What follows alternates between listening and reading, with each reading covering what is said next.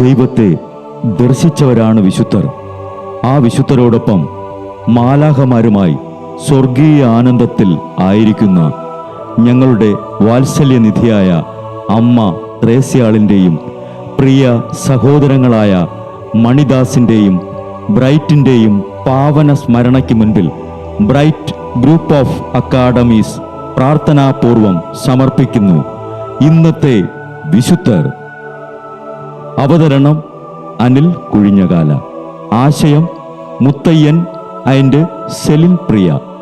സംവിധാനം സ്റ്റെനി ആൻഡ് സ്റ്റെനിച്ച്. ഇന്നേ ദിവസം തിരുസഭ മാതൃകയായി നൽകിയ വിശുദ്ധരെ അനുകരിച്ച് പ്രാർത്ഥനയോടെ ആ പാത പിന്തുടരുന്ന നിങ്ങൾക്കേവർക്കും കർത്താവിൻ്റെ തിരുമുഖം ദർശിക്കാൻ കഴിയട്ടെ എന്ന പ്രാർത്ഥനയോടെ ഞാൻ നിങ്ങളുടെ സ്വന്തം ജസ്റ്റിൻ.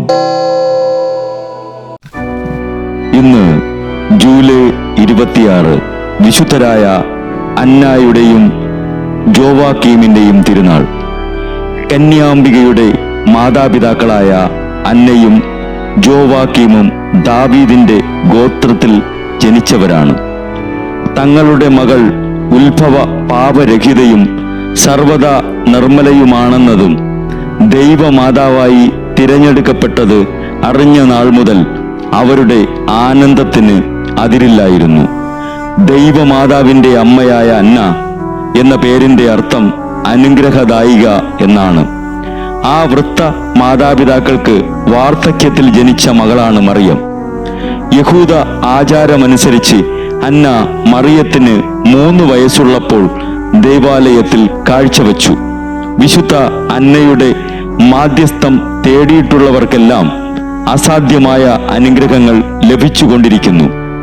ജസ്റ്റീനിയൻ ചക്രവർത്തി 550 കോൺസ്റ്റാന്റിനോപ്പിളിൽ വിശുദ്ധ അന്നയുടെ ബഹുമാനാർത്ഥം ഒരു ദൈവാലയം പണികഴിപ്പിച്ചു. 705 ജസ്റ്റീനിയൻ ദ്വിതീയൻ വേറൊരു പള്ളി നിർമ്മിച്ചു. വിശുദ്ധ അന്നയുടെ പേരിലുള്ള 9 ചൊവ്വാഴ്ച ഭക്തി ഇന്നും അയർലൻഡിൽ പ്രചാരത്തിലുണ്ട്. വിശുദ്ധ അന്നയുടെ ശ്രേഷ്ഠത മറിയത്തിന്റെ അമ്മയായതുകൊണ്ട് മാത്രമല്ല, തൻ്റെ വത്സലപുത്രിയെ ദൈവത്തിന് കാഴ്ചവച്ചത് ദൈവസ്നേഹത്തിന്റെ പാരമ്യമല്ലോ. വിശുദ്ധ അന്നേ, ജോവാക്കീം, ഞങ്ങളുടെ കുടുംബങ്ങളിലും ദൈവവിളികൾ ഉണ്ടാകുവാൻ വേണ്ടി പ്രാർത്ഥിക്കണമേ.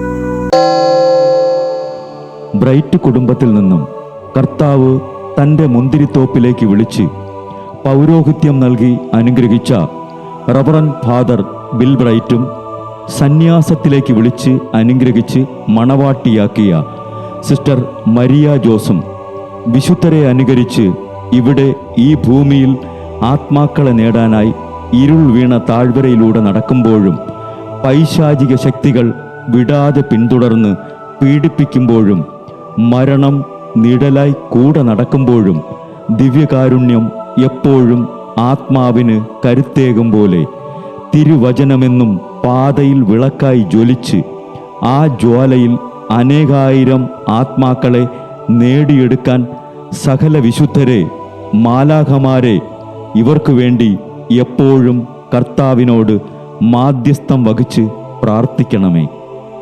അനുദിന വിശുദ്ധർ നടന്ന വഴിയെ നടക്കുന്ന ഇവർക്ക് പിന്നാലെ കൽപ്പനകൾ പാലിച്ച് കരുത്തോടെ നടക്കുന്ന ഞങ്ങളും ഞങ്ങളുടെ പ്രിയപ്പെട്ടവർക്ക് അരികിലെത്തി നിത്യസൗഭാഗ്യം പങ്കിടാൻ അനുഗ്രഹമരുളണമെന്ന് കർത്താവേ, അങ്ങയോട് ഞങ്ങൾ പ്രാർത്ഥിക്കുന്നു.